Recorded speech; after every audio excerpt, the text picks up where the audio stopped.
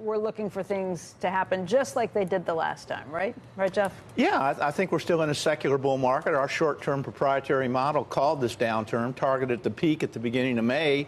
Quite frankly, I didn't think we'd break 2,800, but it looks like, we're at 2,750 now as a support level. Earnings estimates have come down, but the sales revenues continue to tag new all-time highs. And unless the economy is disconnected with sales continuing to travel higher, earnings, I think, estimates have come down too far, and I think they'll get revised upward. What do you mean when you say we're always looking for the next downturn to look just like the last? We're still looking back towards the Great Recession. We're still looking back what caused it last time around. Yeah, I'm out in the world seeing portfolio managers and doing gigs for financial advisors and clients, and the investing public is scared to death. They're not just cautious, they're scared to death. And that's because they don't know how to manage risk. If you manage risk, I was on your show in September of '99 talking about the Dow theory sell signal.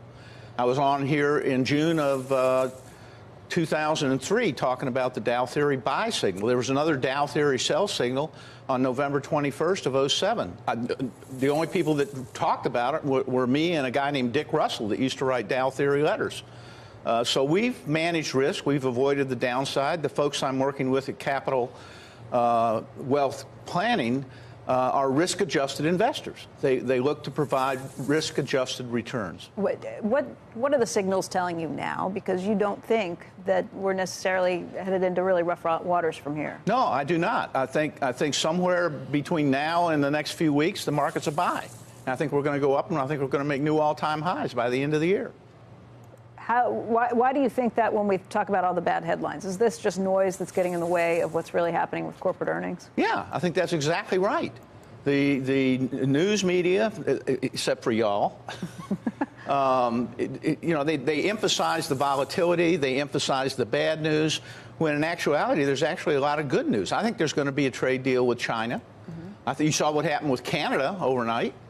I think that I think things are going to work out pretty well, and I think the earnings are going to get revised back upward. There are expectations that the Fed's next move is going to be a rate cut, and that could happen, I think, more than 50% chance of that happening by September. Would you agree with that? If the news is mostly good, do you think the Fed should cut rates here? I don't think the Fed should cut rates. I think they probably will, but I don't think the economy's in a nosedive here.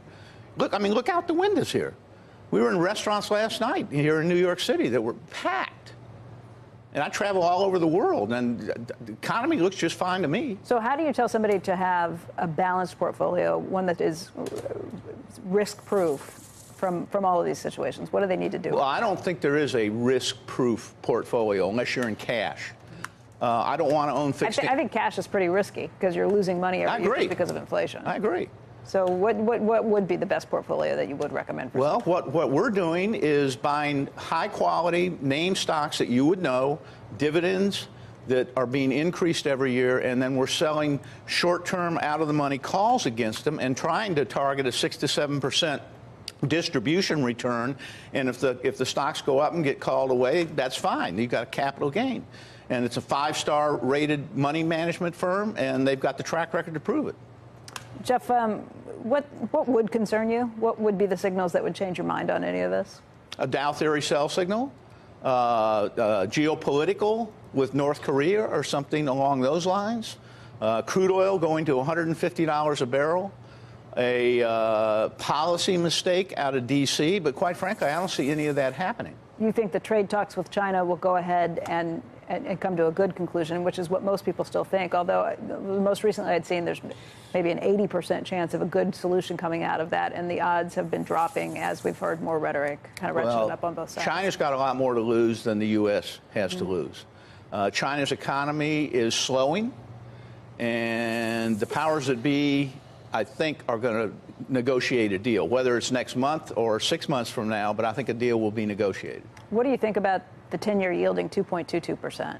I think that's capital flows. I think I talked to an insurance company in Germany last week, and they go, where else can we put money? We got negative returns over here, so they buy treasuries. Meaning they've got if you're able to get away from the European bonds, it's a good time to do it and get into the U.S. One of the best yields around. So it's just the global pressure that we're seeing from everywhere. The capital flows. What about some of the worse economic news that we've seen in the last couple of weeks? There have been a few reports that have come in that have been a little concerning. Capital expenditures from corporations here in America. When you look at the PMI, what do you kind of think of those numbers that you see? To some degree, I think they're still being affected by the governmental shutdown. But I think you're going to start to get better figures going forward. And I just don't see it, Becky. I don't see the slowdown in the country. And you've actually had some stronger than expected economic data in the past couple of weeks as well. Sure. We have a jobs report coming up next Friday. We'll be watching that. But Jeff, it's really nice to see you in studio. In studio. Good to see you all. Thanks for joining us. In studio.